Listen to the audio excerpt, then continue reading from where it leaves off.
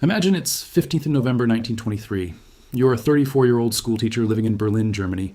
You wake before sunrise in a narrow apartment with cracked plaster, a coal stove that never seems warm enough, and a wooden drawer where you keep the savings your wife calls your safety. Each week, you take the tram to school, teach arithmetic to children in worn coats, and tell yourself that careful people survive hard times. You skip beer halls, mend old shoes, and put aside paper marks whenever you can. On Sundays, you walk past bakery windows, calculate prices in your head, and feel a small private pride that your family has no debt. You are not rich, but you are disciplined, and discipline, you believe, is how a family climbs slowly into a better life. If you have ever wondered why some families seem to stay financially safe, no matter what century they live in, stay with me. What you are about to hear is not a theory. It is a pattern. It has happened before, in different countries, under different flags, and different currencies. And if you find value in this kind of historical clarity, subscribing takes 2 seconds and keeps you ahead of what most people never see coming. Then you step outside and discover that your careful little world has already been outpaced. The price of bread has changed again. By the time your wages are paid, they buy less than they did that morning. Shopkeepers no longer look at coins and notes as money. They look at them like melting ice. In Weimar, Germany that month, the exchange rate would reach roughly 4.2 trillion paper marks to $1 US. Families who had done what schools still tell children to do, work hard, save cash, trust the system, were being stripped by forces they could not see. And that is where this story begins. Because this video is not really about one teacher in Berlin. It is about the quiet financial habits passed down inside rich families, habits that rarely sound exciting, almost never look dramatic, and are almost never taught in ordinary classrooms. History shows that old wealth is usually less interested in looking rich than in staying unbreakable. It teaches its children a different game, not just how to earn money, but how to keep purchasing power, how to survive policy mistakes, how to spread risk, and how to turn a pile of assets into a family system. Schools often teach money as if it were a math problem. Rich families tend to teach it like weather. You do not argue with a storm. You learn how to build for it. Before we go further, there is something important to understand. The deepest financial lesson in history is that money and wealth are not the same thing. Money is a claim. It is a ticket you hope will still buy food, fuel, shelter, labor, and time in the future. Wealth is control over real things and real options. A farm that grows food, a business that can raise prices, a rental building that still shelters people, a share in a company that keeps selling what people need. Skills, networks, legal structures, and good records also count. They are not shiny, but they hold a family together when the shiny things fail. Think of cash as ice in your hand. In cool weather, it feels solid. In a heat wave, it disappears while you're still looking at it. Wealthy families, especially the ones that last, spend generations learning where the heat comes from. Sometimes it is inflation, which means prices rise faster than your money grows. Sometimes it is a bank freeze. Sometimes it is a tax change, a debt crisis, a war, a divorce, or a reckless heir. The mechanism changes its clothes, but the body underneath is usually the same. A family that keeps all of its future in one form, one account, one country, one decision maker, or one untrained generation is standing on a single plank over deep water. That is the root of the matter. Rich families are often not just buying returns. They are buying resilience, which means the ability to absorb a shock and still keep moving. They care about purchasing power more than account balances. They care about control more than appearances. They care about what their children know, not just what their children receive. And they care about time. Schools usually teach finance as an individual story. Get a job, budget, save, retire. Older wealthy families often teach it as a relay race. One person carries the baton for a while. The point is not to die holding it. The point is to pass it without dropping it. This brings us directly to the first part of this story. One of the oldest habits inside rich families is simple. They are trained to respect real assets more than paper promises. Weimar Germany showed why with brutal clarity. When the German mark broke apart after the First World War, the damage did not fall evenly. From 1914 to November 1923, the mark went from about 4.2 to the dollar to about 4.2 trillion to the dollar. That number is so absurd it feels fake, like saying a staircase became a cloud. But ordinary people felt it in very physical ways. Workers were sometimes paid twice in one day because wages could become nearly useless by lunchtime. Pensioners and people on fixed incomes watched the value of their monthly payments rot like fruit left in the sun. Families who had saved for years found that the careful habits praised by society had turned into a trap. The safe drawer in the bedroom became a graveyard for effort.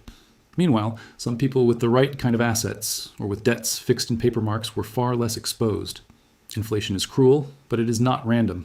When debts are written in a currency that is collapsing, the debt itself can shrink in real terms. In plain English, you still owe the same number of marks on paper. But those marks buy less and less in the real world. Creditors, the people who lent money, lose. Debtors, the people who owe it, can gain. That is a hard lesson because schools teach saving as virtue, and it is a virtue, morally. But history shows that virtue and protection are not always the same thing. Families who owned farmland, businesses, real estate, or shares in firms that sold useful goods often had a better chance of keeping up. Not because they were smarter in every way, not because they deserved it more, but because a bakery still had bread ovens, a field still had harvests, a factory still had machines, a building in a city still had tenants. These were not just numbers on paper, they were claims on real production. If cash is an ice cube, productive assets are an orchard. The weather may change, but the trees still stand there growing. Now here is where it gets interesting. The rich families that understood this did not necessarily tell their children, go speculate. That is not the habit. The deeper habit was to ask a different question. Not, what is the highest return, but what still matters if the currency lies? That question changes everything. It shifts a family's focus from comfort to structure, from saving units of money to preserving access to food, housing, transport, energy, and ownership. That is why, through so much of history, old money has loved land, business equity, timber, railways, storage, utilities, and later, broad ownership of companies. These are not magic shields. They can fail too. But they are part of the real economy. They are beams in the house, not wallpaper. What did ordinary people experience? Shame, mostly. That is the part statistics miss. A father who had saved for his daughter's dowry saw it vanish. A widow living on fixed income had to choose between heat and food. Clerks who had never borrowed recklessly were punished more severely than people who had. In 1923, Germany, unemployment would rise sharply, nearing 30%, and the social trust that holds a country together began to crack. Money is not only a tool, it is a story people agree to tell together. When that story breaks, neighbors start doubting one another. That is why rich families pass down habits about assets and purchasing power. They know that paper can burn without fire. And this leads to the second part of the story. Here's something I want you to think about before we go further. If your family's entire liquid safety sat in one bank, under one set of rules, in one currency, how many calm days would it take before the safety stopped feeling safe? Drop your answer in the comments. Seriously. Because what I am about to show you next is the part of this story that most people never hear. And it changes everything. On 1st December 2001, in Argentina, the government imposed the Corralito, a set of banking restrictions that limited cash withdrawals to 250 pesos or dollars a week per account holder. For years before that, many middle-class Argentines had done what responsible people were told to do. They kept their money in banks. They believed the one-to-one convertibility system that tied the peso to the US dollar would protect value. They planned weddings, school fees, rent, payroll, and retirement around that promise. Then the doors did not exactly close, but they narrowed until ordinary life could no longer fit through them. Imagine a shop owner in Buenos Aires. The shelves are not empty yet, but suppliers want payment. Your employees need wages. Your mother needs medicine. Your account statement says the money is there, yet the week says otherwise. Safety becomes theatrical. It exists on paper, but not in your hand. That is one of the oldest tricks in financial history. A number can be present and unavailable at the same time. It is like seeing a bridge in the fog and learning only when you step forward that half of it is gone. The human response was immediate. Argentines poured into the streets banging pots and pans, the cacerolazo, because noise was one of the only forms of power left to them. Trust evaporated faster than cash. The crisis deepened. Real GDP fell by about 11% in 2002, bringing the cumulative decline since 1998 close to 20%. Poverty surged. Businesses collapsed. Families who had thought of themselves as secure discovered that a bank balance is not the same thing as access. And access in a crisis is everything. So what did the better prepared families do differently? Not all of them were glamorous. Some simply never believed one system deserved total trust. They held part of their wealth in different forms. Some kept physical dollars. Some owned property. Some had businesses that earned in harder currency or exported goods. Some had relationships outside the banking trap. Some had relatives abroad. This is not a romantic story. It is a practical one. The second habit passed down in rich families is to avoid single points of failure. One bank can freeze. One government can change the rules. One currency can break. One inheritance plan can be contested. One heir can panic. Wealth that sits in one place is like a family sleeping in a house with only one door. Notice what this habit is not. It is not paranoia. It is memory. Families that have lived through confiscations, devaluations, capital controls, wars, and tax grabs do not need abstract lectures on risk. They remember the feeling of being right in principle and ruined in practice. That is why older money often looks boring from the outside. It can seem overly careful, even cold. But caution is often just trauma translated into routine. Argentina also teaches another lesson schools rarely spell out. In a crisis, liquidity, which just means usable money right now, is not equal across social classes. The upper layers of society often have more ways to move. They can delay sales. They can borrow against assets. They can shift countries, banks, lawyers, or currencies. The middle class is more likely to be trapped between visibility and fragility. Its money is documented, taxed, clean, domestic, and often concentrated in the very institutions that can be shut. The safer it tried to be, the easier it was to fence in. That is an uncomfortable truth. But history gets uncomfortable when you look closely. Look at what happened next in many Argentine families. Some stopped trusting banks for years. Some held savings and cash at home. Some bought property whenever they could. Some pushed children toward professions and businesses that earned in dollars or abroad. In other words, the family memory changed. The lesson was not merely earn more. It was never again rely on one container. That is a very different kind of education, and it is one rich families often pass down quietly over kitchen tables, estate documents, and family arguments that outsiders never hear. Now we come to the third part of this story, and in some ways the most revealing, because survival is not only about what a family owns, it is about what a family teaches. In the early 1850s, a young John D. Rockefeller, long before he became the richest man in modern American history, bought a red notebook for 10 cents. He later called it Ledger A. Into that little book, he wrote every transaction, every payment, every receipt, every movement of money. That detail matters because it reveals a habit before it reveals a fortune.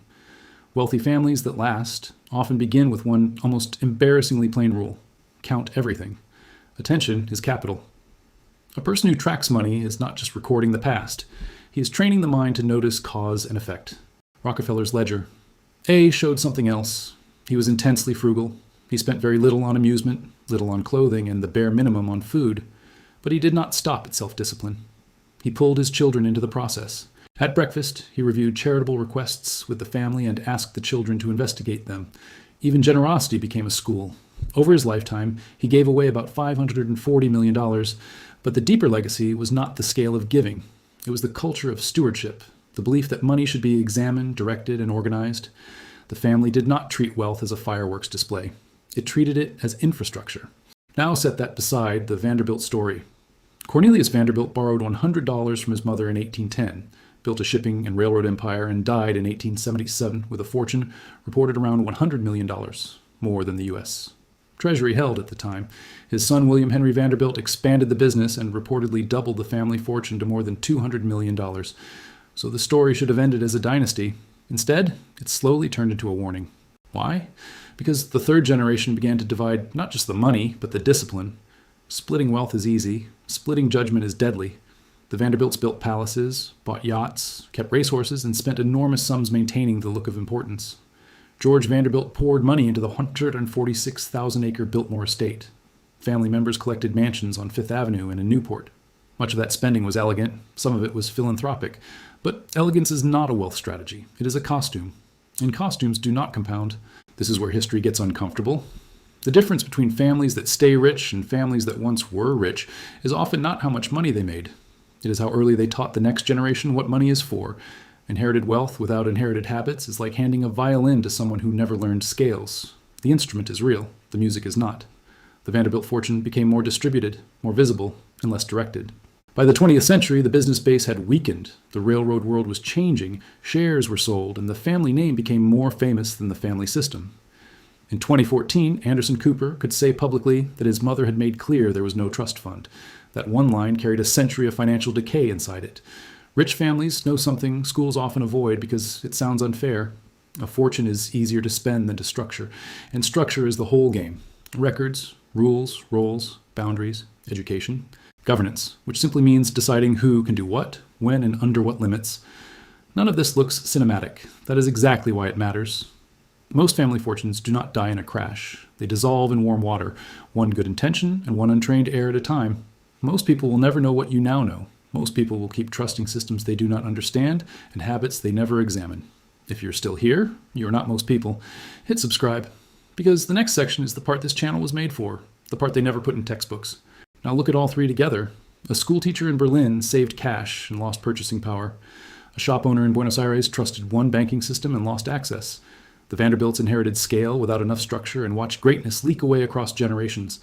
The same mechanism, different countries, different decades, same result. The families that were most exposed mistook stability for safety. The families that held up better built around failure before failure arrived. At this point, the pattern becomes impossible to ignore.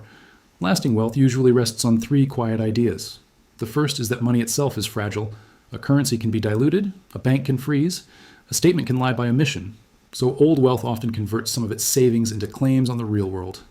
The second is that concentration kills. One account, one asset type, one executive, one country, one legal arrangement, one uninformed heir. These are all forms of fragility wearing different masks. The third is that wealth is cultural before it is numerical. A family can inherit money and still remain financially illiterate. In that case, the money is living on borrowed time. The family itself later described this arrangement with a line that sounds mechanical and human at the same time. We are like the mechanism of a watch. Each part is essential. That is not poetry for its own sake. It is a blueprint. Spread geography, share information, keep reputation sacred, make collaboration a rule, not an accident. And here is the strange, counterintuitive part. The richest families are often less obsessed with making the absolute most money than outsiders imagine. What they are often obsessed with is not disappearing. Schools reward the right answer on a test. History rewards survival through repeated shocks. A family that loses half its fortune but keeps its institutions, records, reputation, and productive base can rebuild. A family that keeps the headline number but loses discipline is already in decline. That is the secret key. Wealth is not a pile, it is a pattern. And this brings us to the people who pay the heaviest price when that pattern is ignored. When financial systems crack, the very rich are rarely the first to scream. The very poor often have little formal wealth to confiscate. It is the middle layers, savers, pensioners, salary earners, small business owners, and people who did everything the respectable way, who often take the cleanest hit. They stand in the doorway between rule following and exposure. History has been harshest to them. Cyprus, in 2013, is a stark example. When the banking crisis reached its breaking point, Bank of Cyprus depositors with balances above the insured threshold saw 47.5% of eligible uninsured deposits converted into equity. In plain English, if you had more than 100,000 euros in the wrong place, nearly half of the amount above that line could be taken out of your deposit and turned into bank shares. On paper, that was called recapitalization, which means rebuilding the bank's finances. In real life, it meant that business owners, professionals, and families who thought they were holding working cash discovered they were funding a rescue they did not choose. Picture a hotel owner who needs payroll before tourist season. Picture an importer waiting to pay for goods already on the way. Picture parents who sold property and parked the proceeds in the bank before buying a new home. For them, the loss was not abstract. It was operational. Their money was supposed to be a tool. Overnight, it became part of the wreckage. A deposit, which most people imagine as stored property, was revealed to be a claim inside a wounded institution. That is like discovering the floor under your bed is also a bridge under repair. 2 years later, Greece offered a different version of the same lesson. In June 2015, after bailout talks broke down, banks were ordered shut temporarily and ATM withdrawals were limited to 60 euros a day. Think about what 60 euros a day means to a pensioner, a parent, or a small shop trying to restock. The injury is not only financial, it is psychological. Routine itself becomes a rationed good. People lined up at machines not just for cash, but for confirmation that ordinary life still existed. That image should stay with you. A civilization can look modern and still force old people to stand in line for access to their own money. Now observe what all of these cases have in common. The people hurt most were often not gamblers. They were not always reckless borrowers. They were often the people praised by the system in normal times, the saver, the taxpayer, the careful shopkeeper, the pensioner who trusted the bank book. Meanwhile, families with wider asset ownership, more mobility, or better planning usually had more room to maneuver, not because they were invincible, because they had exits. That is one of the darker truths rich families understand. Vulnerability is not only about how much you have, it is about how many decisions other people can make for you. Can a bank close your week? Can a currency hollow out your labor? Can one lawsuit break the estate? Can one generation spend what took 3 to build? Can a government redraw the map around your assets overnight? If the answer to too many of those questions is yes, a family may look wealthy while actually standing barefoot on thin ice. And there is one more reason the middle class suffers so visibly in these moments. Its financial life is often concentrated in the most legible, orderly forms. Payroll accounts, retirement funds, domestic housing, local businesses, pension promises. These are sensible things. They are also easy to see, easy to regulate, and easy to trap. The very rich often own through layers, entities, trusts, companies, funds, partnerships, and cross-border structures. That may sound unfair because it is unfair, but history is not a morality play. It is a record of what protected people and what did not. The question is not whether this pattern will repeat. History has already answered that. The only question is whether you will see it before it sees you. If this channel helps you think differently about the world you live in, subscribe. It costs nothing, and it might change everything. So what did the survivors and the families that kept their footing tend to have in common? The historical record shows that those who came through these periods largely shared three characteristics, and none of them are exotic. First, they treated money as a subject for early education, not adult secrecy. Rockefeller's 10-cent notebook mattered because it trained attention. Families that last tend to bring children into basic money logic early, not by giving them a lecture on stock charts, by showing them records, budgets, ownership, taxes, giving, and consequence. They make money discussable. Silence is expensive. A child who grows up hearing only, "we don't talk about money," may inherit assets without inheriting understanding. That is like inheriting a ship with no charts. Second, they aim to own streams, not puddles. A puddle just sits there. A stream keeps moving. In historical terms, that often meant businesses, land, shares in productive firms, rental property, or claims tied to useful output. Again, this is not a guarantee. Every asset can suffer. But there's a reason long-lived wealthy families keep circling back to productive ownership. It gives them a chance to adjust when prices, laws, and currencies move. Cash is still necessary. Liquidity matters. But cash alone is not a dynasty. It is a toolkit, not the house. Third, they built systems that could outlive personality. The Rothschild partnership of the 1810s spread family activity across London, Paris, Vienna, Naples, and Frankfurt because one city, one ruler, one market, or one brother could fail. Modern family offices, which are private organizations built to manage a wealthy family's affairs, show the same instinct today.